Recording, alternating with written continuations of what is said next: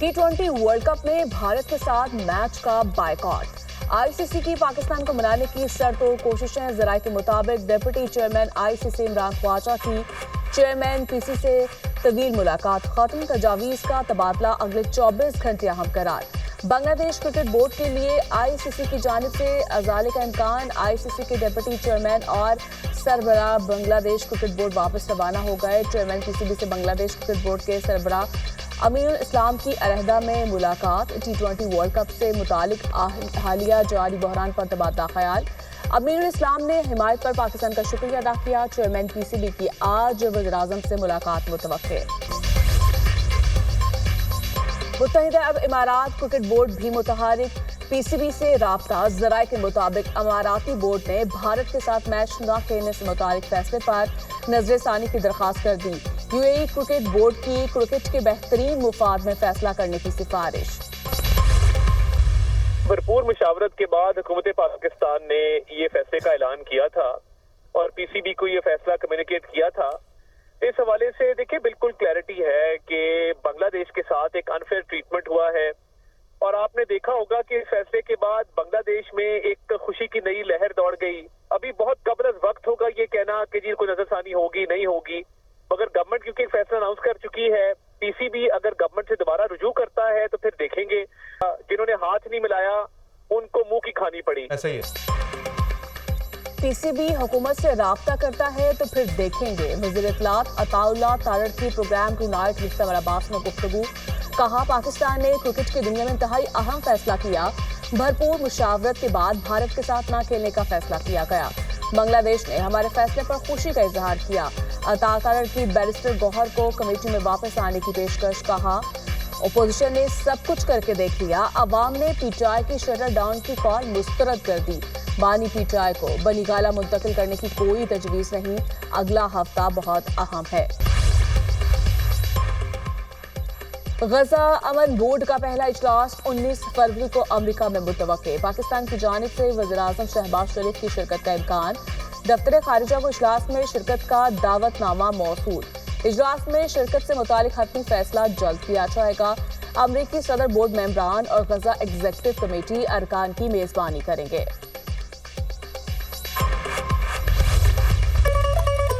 लाहौर में रंगारंग बसंत मेला इख्तिताम को पहुंच गया। तीनों रोज शहरियों ने खूब पेचे लड़ाए। शहरों का जोशो खरोश देखकर मरियम नवाज भी खुश। एक्स पर पैगाम में कहा लाहौरियों ने हमारे एतमाद की लाज रखी। लाहौरियों ने क़वाइद ज़वाबित पर अमल करके एतमाद कायम रखा। खुशो-खुरम मगर महफूज बसंत का तस्वुर पूरी तरह अपनाया गया। पेचों पर पेचो लड़ाए गए। हवा के दोष पर पतंगों की आंख मिचोली होती रही, यही खुशी है। छतों पर एसओपीज़ के मुताबिक बसंत महफूज तरीके से मनाई गई। लिबर्टी और अंदरून शहर में 200 क्लिनिक ऑन व्हील मुतय्यन थे। 21 फील्ड हॉस्पिटल भी बसंत के दौरान फाल रहे। अवाम एहतियात का दामन ना छोड़े। सेफ बसंत का मॉडल दीगर शहरों में भी अपनाया जाएगा। 8 फरवरी की कॉल थी ना, कॉल दी थी, किस बात की कॉल दी थी? जला दो, गिरा दो, प्रोटेस्ट कर दो, मार दो, ये जो फेस्टिविटी हो रही है इसको नाकाम बना दो, दोबारा से वही इमेजेस पूरी दुनिया में जाएं और वही सारी चीज़ें हो। लेकिन मैं खराज तहसीन पेश करती लाहौरियों को, मरियम नवाज को, पंजाब को, पाकिस्तान को कि उस माइंड सेट को आज नाकाम बना दिया। अवाम ने पीटीआई के एहतजाज की कॉल पर तवज्जो नहीं दी। सीनियर वज़ीर पंजाब मरियम औरंगज़ेब ने कहा अवाम ने इंतशार और फसाद की कॉल मुस्तरद कर दी। मरियम नवाज की कोशिशों से नौजवान अपनी सकाफत के साथ जुड़े हैं। वफाकी वजीर एहसन इकबाल का तहरीक इंसाफ को चैलेंज। कहा पीटीआई की सूबाई हुकूमत तरक्की में पंजाब का मुकाबला करे। पीटीआई ने तरक्की के सफर को रोका, अवाम को गुमराह करने की कोशिश की। कहीं पे भी मेरे ख्याल है पूरे पाकिस्तान में लोगों ने, और एक तो आज इतवार का दिन था, उसके बावजूद कुछ जगहों पे तो लोगों ने इतवार में दुकानें अपनी खोली, सिर्फ ये मैसेज देने के लिए कि हमारा मुल्क अब ऐसी एक्टिविटीज़ का मुतहम्मिल नहीं हो सकता। हड़ताल की तो कहीं से इत्तला ऐसी नहीं आई है। पूरे मुल्क ने पहिया जाम की कॉल मुस्तरद कर दी। इतवार के बावजूद शहरियों ने दुकानें खोली। मुराद अली शाह की मीडिया से गुफ्तगू। कहा ملک ہڑتال جیسی سرگرمیوں کا متحمل نہیں ہو سکتا۔ احتجاج کی سیاست نہ کریں، ایوان میں آئیں۔ جمہوریت کو کسی صورت نقصان نہیں پہنچانا چاہیے۔ چیلنجز کے باوجود کراچی آگے بڑھ رہا ہے۔ سانحہ گل پلازا نے سب کو غمگین کر دیا۔ متاثرین کو تنہا نہیں چھوڑیں گے، نقصانات کا ازالہ کرنے کی کوشش کر رہے ہیں۔ آتش زدگی جیسے سانحات کی روک تھام کے لیے اقدامات کرنے ہوں گے۔ خیبر پختونخوا کے عوام نے پی ٹی آئی کی احتجاج کی کال مسترد کر دی۔ ملک دشمن بیانیے کا پہیہ خیبر پختونخوا کی عوام نے جام کر دیا۔ وفاقی وزیر انجینئر امیر مقام کا عوامی اجتماع سے خطاب، کہا کسی صوبے کو نہیں دیکھا، اپنے لوگوں کے کاروبار بند کریں۔ پہلی بار دیکھا ایک وزیراعلیٰ صوبے میں دکانوں کو تالے لگا رہا ہے۔ گڈ گورننس آپ کی ڈکشنری میں نہیں ہے۔ یونیورسٹی طالبہ نے سہیل افریدی کو 13 سال کی کارکردگی کا آئینہ دکھا دیا۔ 13 برسوں میں پی ٹی آئی نے عوام کو اندھیرے میں رکھا۔ صوبائی حکومت اپنے لوگوں کو دہشت گردی کے رحم و کرم پر نہ چھوڑے۔ دہشت گردی کے خلاف اور امن کے حامی ہیں۔ دہشت گردی پر سیاست نہیں کی، ہمیشہ قومی یکجہتی دکھائی۔ پاکستان کے خلاف ہر سازش میں ملک کے ساتھ کھڑے ہیں۔ Chairman P T I barrister Gohar کا بنیر میں احتجاجی مظاہرے سے خطاب، کہا ہم پاکستان کے خیر خواہ ہیں، ملک کا نقصان نہیں چاہتے۔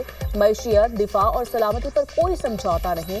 احتجاج کے ذریعے مینڈیٹ چوری کو مسترد کرتے ہیں۔ ہر ضلع میں احتجاج ہمارا جمہوری حق ہے۔ پنجاب، سندھ، خیبر پختونخوا اور بلوچستان سے بھرپور حمایت ملی۔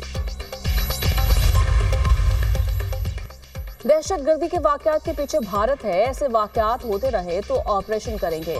وزیراعظم کی مشیر رانا ثناء اللہ کا تقریب سے خطاب، کہا دہشت گرد بھارت اور افغانستان کے امام پر ایک ہی ٹریننگ سینٹر میں تربیت لیتے ہیں۔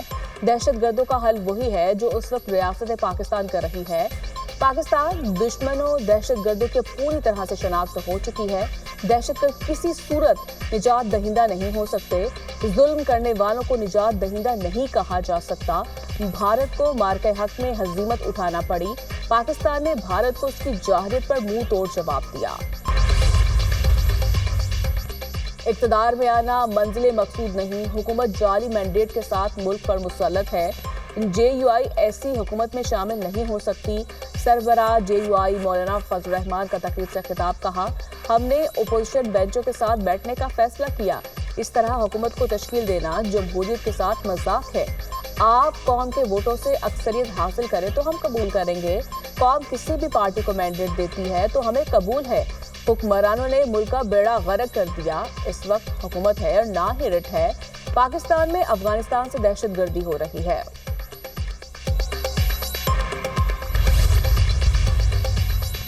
تحریک تحفظ آئین پاکستان کی فیصل مسجد کے سامنے مشعل بردار ریلی۔ علامہ راجہ ناصر عباس کا شرکا سے خطاب، کہا لا قانونیت کے خلاف احتجاج کا حکومت کو بھی فائدہ ہے۔ جس ملک کے اندر سیاست مر جاتی ہے تو وہاں ساکھ ختم ہو جاتی ہے۔ مصطفیٰ نواز کھوکھر بولے ہم فسادیت اور جبر کی مذمت کرتے ہیں۔ تحریک تحفظ آئین پاکستان آئندہ کا پروگرام بھی دے گی۔ سابق سینیٹر مشتاق احمد نے کہا مستقبل جمہوریت کا ہے، آزادی، جمہوریت اور عدلیہ کی آزادی کے لیے یہ جدوجہد جاری رہے گی۔ 20 ارب ڈالر کا 10 سالہ ترقیاتی programme, M D World Bank کا پاکستان کی حمایت کا اعادہ۔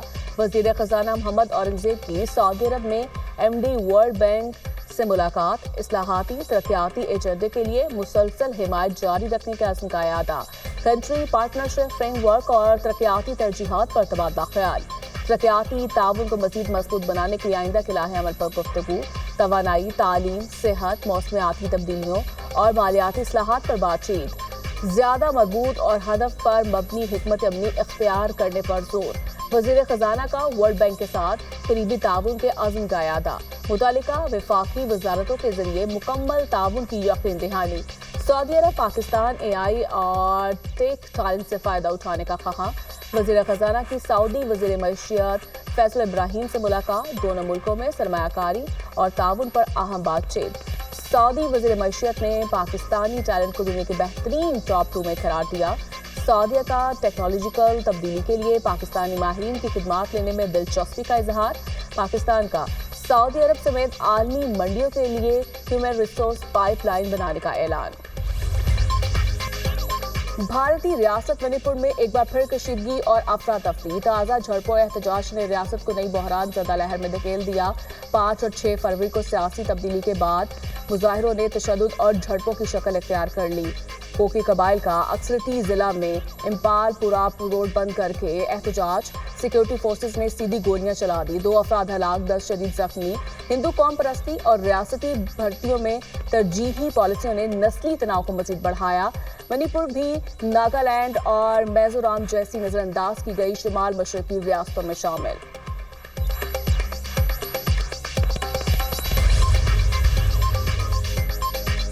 ایران کی عدالت نے نوبل انعام یافتہ نرگس محمدی کو 6 سال قید کی سزا سنا دی. نرگس محمدی کو جرائم کی منصوبہ بندی اور ملی بھگت کے الزام میں سزا سنائی گئی. 53 سالہ نرگس محمدی ایران میں سزائے موت اور خواتین کے لباس سے متعلق سخت قوانین کے خلاف آواز اٹھاتی رہی.